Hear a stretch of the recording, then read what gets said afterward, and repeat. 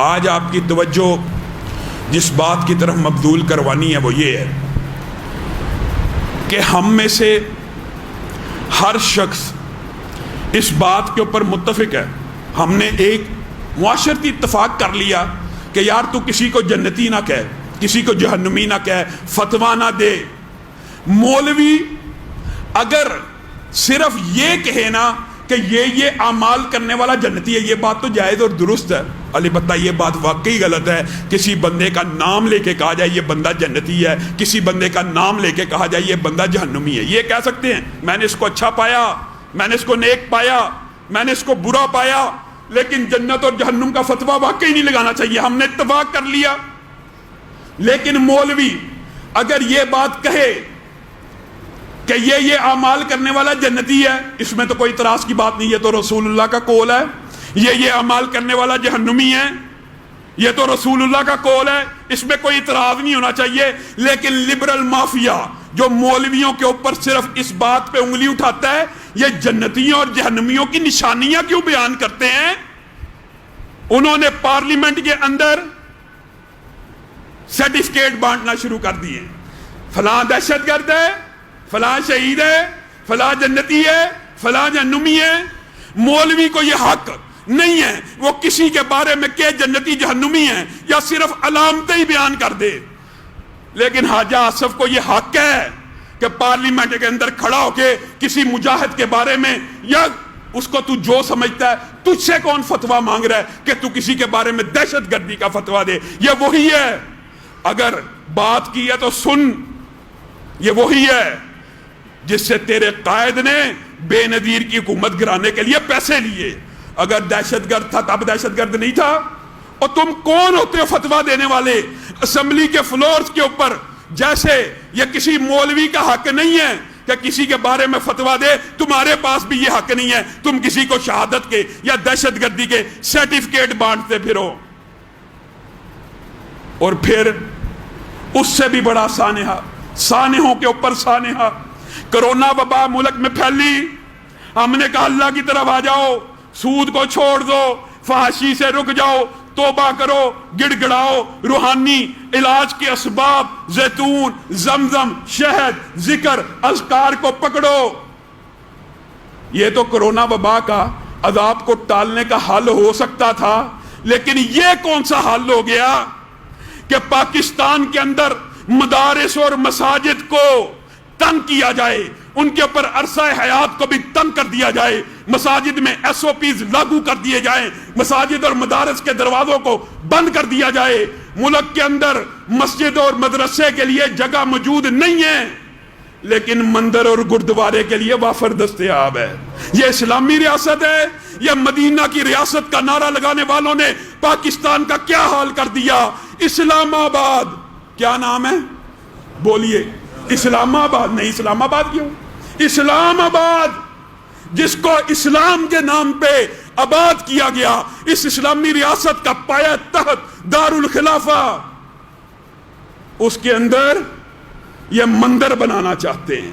پہلے پاکستان کے اندر گردوارے بنائے گئے، آج مندر بنانا چاہتے ہیں. اے آذر، تم نے ابراہیم سے، تم نے نبی کریم سے کیا سیکھا؟ نبی کا باپ آذر بت گر ہو تو ابراہیم بت شکن کے نام سے ہمیشہ یاد رکھا جائے گا. نبی کے اپنے رشتہ دار ابو لہب بت گر ہو تو نبی کریم بت شکن کے نام سے پہچانے جائیں گے. اور تم کیسے لوگ ہو جن کے ہیرو راجہ داہر ہے؟ محمد بن قاسم ظالم تھا، راجہ داہر اچھا تھا. اور تم راجہ رنجیت سنگھ کے مجسمے بادشاہی مسجد کے سائے کے نیچے لگا رہے ہو. تم نے اسلام کا جنازہ نکال دیا. اسلامی ریاست کے اندر مسئلہ شرعی ہے، کوئی جذباتی بات نہیں ہے، شریعت کی بات ہے، اجماع کی بات ہے. پہلے تو تم یہ باتیں کرتے ہو، یہ مولوی جی اکٹھے نہیں ہوتے، دیوبندی بریلوی اہل حدیث کس طریقے سے نماز پڑھی، یہ بہانے ہیں. دیوبندی بریلوی اہل حدیث میں نماز کی ادائیگی کے طریقے میں اختلاف ہے، لیکن یہ اختلاف ہے کہ نمازیں 5 ہیں. تم علماء کے اختلاف کو اپنے لیے ٹول کے طور پہ یوز کرتے ہو. آؤ اب دیوبند ہو، بریلوی ہو، اہل حدیث ہو, دنیا کا کوئی بھی مسلک ہو, ان کا اجماع ہے اسلامی ریاست کے اندر نیا عبادت خانہ, نیا مندر کافروں کے لیے کوئی بھی عبادت خانہ تعمیر کرنا اسلام میں, اہل حدیث کی بات نہیں کر رہا, دیوبند, بریلوی, تمام دنیا میں جتنے فرقے ہیں اس بات کے اوپر اجماع ہیں. تم تو اجماع کو نہیں مانتے کہ اسلامی ریاست کے اندر کافروں کے لیے معبد اور عبادت خانہ نہیں بن سکتا. تم نے کس اصول کے تحت اسلام آباد کے اندر مندر بنانے کا اعلان کیا؟ ہم اس فیصلے کو, ہم اس آرڈر کو اپنی جوتی کے تلوے کے اوپر رکھتے ہیں اور تمہیں اس بات کی تنبیہ کرنا چاہتے ہیں. بعد آ جاؤ. اور تم نے سیرت نبی سے یہ سبق سیکھا, جاؤ علی, جاؤ علی, جو قبر ایک بلش سے اونچی نظر آئے جس کے اوپر عبادت ہوتی ہو, یہ تو قبریں تو اولیاء اللہ کی بھی ہو سکتی تھی. اگر نبی کریم نے ان کو گرانے کا حکم دیا, نبی کریم خانہ کعبہ کے اندر, بیت اللہ کے اندر بت موجود تھے, حضرت علی کے ساتھ گئے, سارے بتوں کو گرا دیا.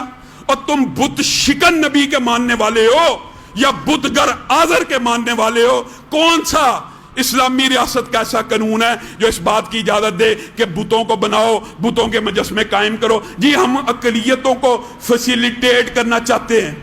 172 ہندو صرف ہندوستان میں نہیں, اسلام آباد میں 172 ہندو کل رہتا ہے, 172. ان کے لیے 4 کنال کا مندر حکومت اپنے خرچے تیرے میرے ٹیکس کے پیسوں سے بنائے. کس اصول کے تحت؟ یہ وہی باتیں ہیں جب حج کی سبسڈی ختم کی, کہا عوام کے ٹیکس کے پیسے حج میں لگنے چاہیے. جی یہ جو ہوتا ہے اس میں سود ہوتا ہے, نیکی کا کوئی کام جو ہے یہ ہے وہ ہے, بڑی لمبی باتیں کی گئی. عوام کے پیسوں سے نہیں ہونا چاہیے, حج عوام کے پیسوں سے نہیں ہونا چاہیے, اور مندر عوام کے پیسوں سے بننے چاہیے. یہ کہاں کا اصول ہے؟ اور آگے ہے جواب اعتراضات کا ایسا بوگس, نہ دین کا علم نہ شریعت کا علم. خالد ابن ولید کو بت توڑنے کے لیے بھیجا, معاذ ابن جبل کو رسول اللہ نے یہ تک خواہش کی یہودیوں کو اس علاقے سے نکال دو. حضرت عمر نے یہودیوں کو نکال دیا, معاہدہ کیا اسلامی ریاست کے اندر تم نیا عبادت خانہ نہیں بنا سکتے. یہ مسئلہ بھی سمجھ لیجئے, ہندوؤں کے عبادت خانے سندھ میں موجود ہیں, کبھی 70 سال اقلیتوں کو کوئی مسئلہ نہیں ہے. یہ جان بوجھ کر لبرل مافیا ڈرامہ کریٹ کرتی ہے. یہ اقلیتوں کو پھر ملک سے نکال دیا جائے, اقلیتوں کو قتل کر دیا جائے.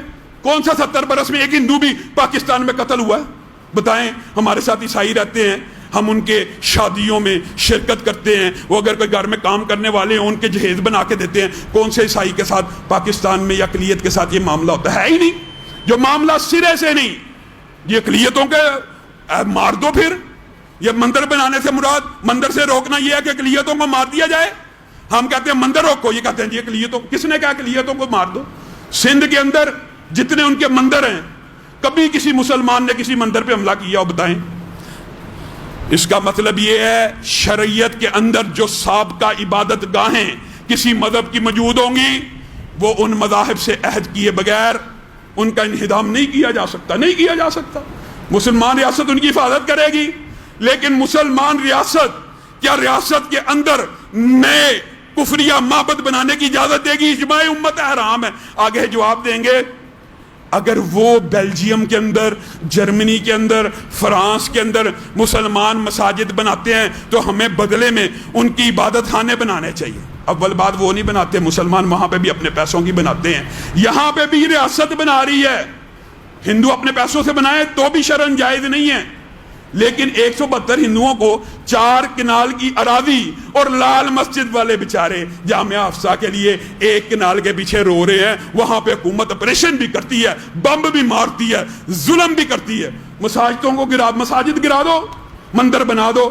کہاں گیا محمود غزنوی کا فلسفہ ستے میں جو سومناتھ کو توڑنے کے لیے آیا تھا؟ وہ ہمارا ہیرو ہے؟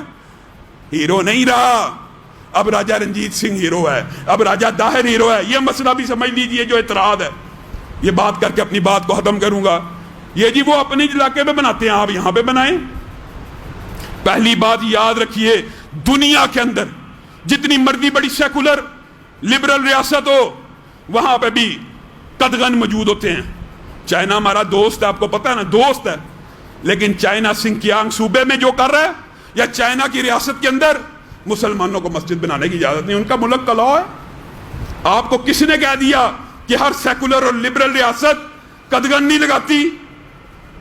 پہلا اس بات کا جواب سن لیں، پھر اگلی بات بھی سن لیں کہ قدغن نہ بھی لگائے تو اسلامی حکم کیا ہے۔ قدغن کون نہیں لگاتا؟ رشیا کے اندر، چائنا کے اندر اپنے آپ کو بڑا مانتے ہیں نا، آپ بھی کہتے ہیں رشیا چائنا جی بڑا ٹھیک ہے، دونوں ملکوں میں مسلمان مسجدیں نہیں بن سکتی۔ یورپ میں مسلمان مسجد بن سکتی ہے لیکن میناروں پہ پابندی ہے، اذان کی آواز پہ پابندی ہے، اسلامی شاعر چھوٹے سے چھوٹے سنیے جھوٹ گڑے ہوئے ہیں، آزادی ہے۔ آپ سب کو پتہ ہے فرانس کے اندر، یورپ کے اندر نقاب و حجاب پہننے کے اوپر پابندی نہیں تھی، جرمانہ تھا۔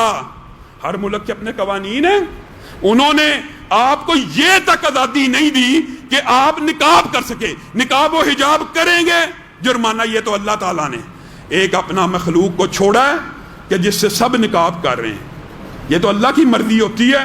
انہوں نے کون سا؟ اچھا پھر دوسری بات یہ ہے بالفرض وہ اجازت دے بھی دیں تو جو اجازتیں وہ دیں گے، اسلامی ریاست مکلف ہے، پابند ہے وہ اجازت دینے کی۔ اسلام تو صرف محمد الرسول اللہ کا پابند ہے۔ میرا اور آپ کا رسول اللہ سے بھی ایک عہد ہے، میرا اور آپ کا اپنے نبی کے ساتھ بھی تو ایک معاہدہ ہے نا۔